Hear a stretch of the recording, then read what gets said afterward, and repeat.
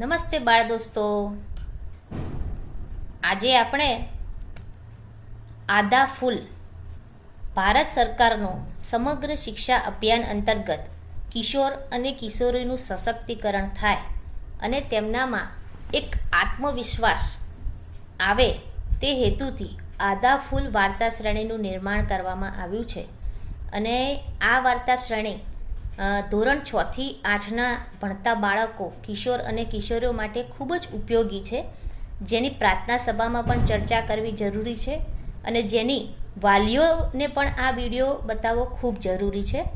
તો આ વિડીયોમાં આજે આપણે વાર્તાના માધ્યમથી જેન્ડર સ્ટીરિયોટાઇપ શું હોય છે અને સમાજની માનસિકતા શું હોય છે, છોકરા અને છોકરીઓ વચ્ચે કઈ રીતે ભેદભાવ રાખવામાં આવે છે, તે આ વાર્તામાં આપણે જાણીશું.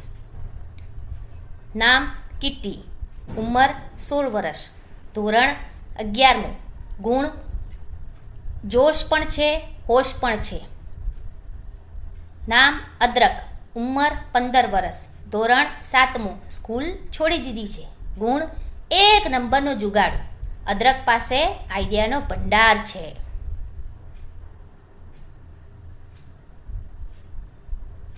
નામ તારા, ઉંમર 12 વર્ષ, ધોરણ 7મું, ગુણ માહિતીનું હાલતું ચાલતું પુસ્તક.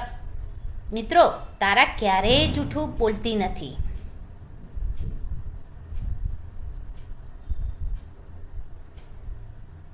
મિત્રો, આ ત્રણેય જે કેરેક્ટર છે વાર્તાના, એની એક ખાસિયત તમે જોઈ.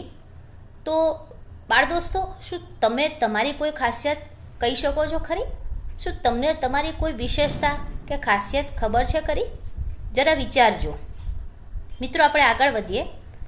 ત્રણેય બદલીપુરમાં રહે છે. ત્રણેયને જાસૂસી કરવાનો બહુ શોખ છે.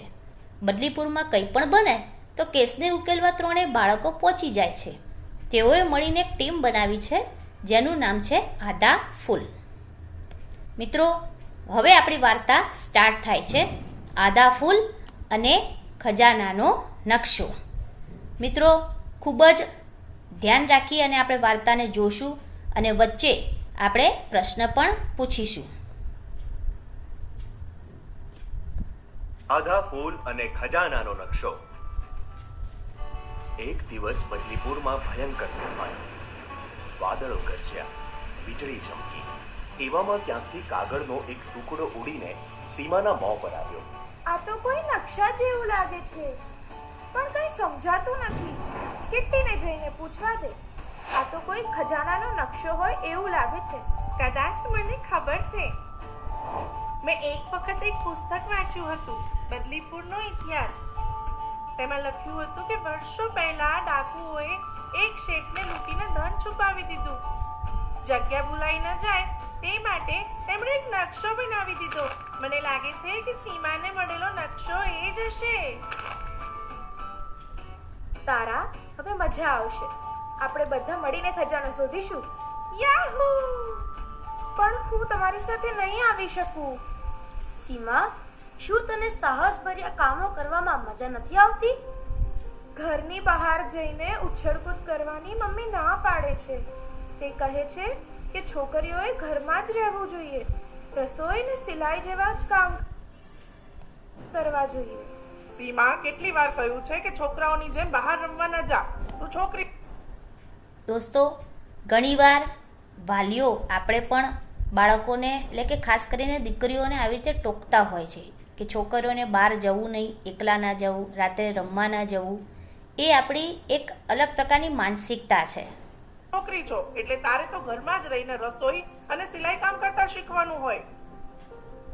હું છોકરી નથી, તોય મારા બટન જાતે જ ટાંકું છું. જો હું તો છોકરી છું તોય બહાર રમું છું ને. સીમા, આને જેન્ડર સ્ટીરિયોટાઇપ કહેવાય. આ જેન્ડર સ્ટીરિયોટાઇપ એટલે શું? શું તમે આ જેન્ડર સ્ટીરિયોટાઇપ શબ્દ પહેલાં ક્યારે સાંભળ્યો છે ખરી? મિત્રો, અમુક કામ છોકરીઓ જ કરી શકે અને અમુક કામ છોકરાઓ જ કરી શકે. શાળામાં પણ જ્યારે આપણે કોઈ ભારે ટેબલ ઉપાડવું છે તો છોકરાઓને આપણે બૂમ પાડીશું અને કચરો વાળવો છે તો છોકરીઓને કહીશું. પરંતુ મિત્રો શું એવું કહી ના શકે કે છોકરીઓ ટેબલ ઉપાડી શકે ને છોકરાઓ પણ કચરો વાળી શકે? આ એક સમાજની માનસિકતા છે. એને કહેવામાં આવે છે કે જેન્ડર સ્ટીરિયોટાઇપ. શું તમે આ જેન્ડર સ્ટીરિયોટાઇપ શબ્દ પહેલા ક્યારે સાંભળ્યો છે?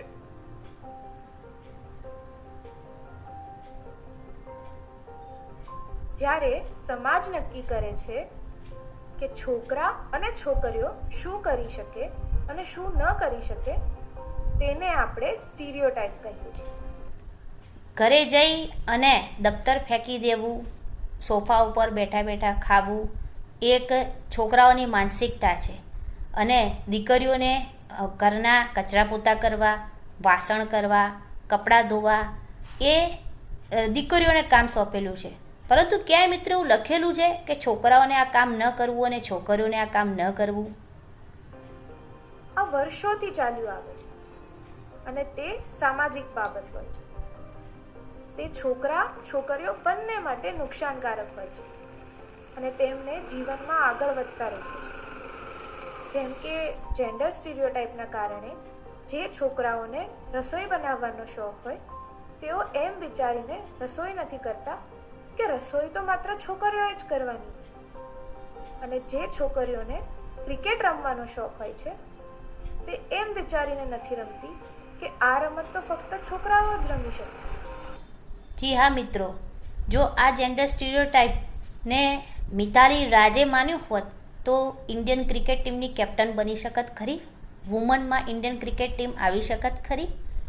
અને મિત્રો, એક પણ વિચારવા લાયક બાબત નથી કે ઘરમાં મહિલાઓ અને છોકરીઓ રસોઈ બનાવે છે, જ્યારે મોટા મોટા જે લગ્ન પ્રસંગો છે કે મોટી મોટી હોટલો જે છે એમાં શેફ તરીકે તો હંમેશા પુરુષ જ હોય છે. તો ઘરમાં એ રસોઈ બનાવવાની શરમ શાની? એક વિચારવા લાયક બાબત નથી? છોકરાઓ જે કાર્ય કરી શકે છે તે છોકરીઓ પણ કરી શકે છે. તું છોકરાઓની જેમ 2 પગે ચાલી શકે છે? હા, ચાલી શકું છું.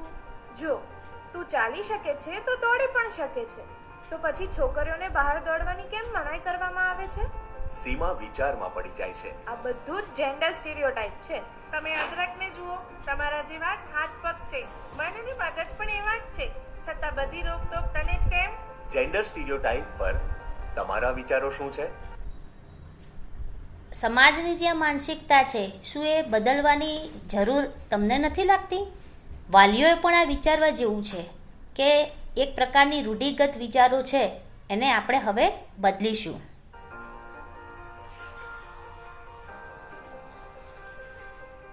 વાત તો સાચી છે, તો પછી મમ્મી શા માટે મને ના પાડે છે? કહ્યું ને, જેન્ડર સ્ટીરિયોટાઇપ. જ્યારે તારી મમ્મી નાની હતી ત્યારે તેને પણ એ જ કહેવામાં આવ્યું હશે કે છોકરી છો એટલે બસ ઘરના કામ કર, બહાર ના જા. હવે એ બધી જ વાત તારી મમ્મી તને કહે છે. કિટ્ટી, હું સમજી ગઈ. હવે આપણે બધા સાથે મળીને ખજાનો શોધીશું. ચાલો જેન્ડર સ્ટીરિયોટાઇપને તોડી ભાંગી ભૂક્કો કરી નાખીએ. અરે આ નકશો તો જંગલમાં આવેલા ખંડેર તરફ જાય છે. ચારેય જંગલમાં આગળ વધે છે. થોડે દૂર ગયા બાદ સામે એક ઊંડી ખીણ આવે છે. હવે આપણે આ ખીણ કેવી રીતે પાર કરીશું? આપણી પાસે તો દોરડું પણ નથી. પણ મારી પાસે એક આઈડિયા છે ને. આઈડિયા?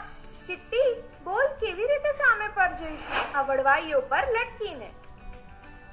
એક પછી એક ચારેય જણા વડવાઈ પર લટકીને ખીણ પાર કરી લે છે. વાહ વાહ, શું આઈડિયા હતો તારી પાસે કિટ્ટી.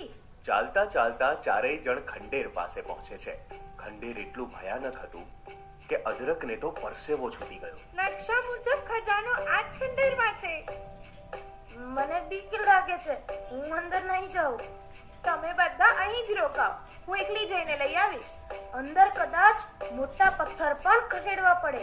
સીમા, તું આ કામ કરી શકીશ? તું પણ જેન્ડર સ્ટીરિયોટાઇપમાં ફસાઈ ગયો ને?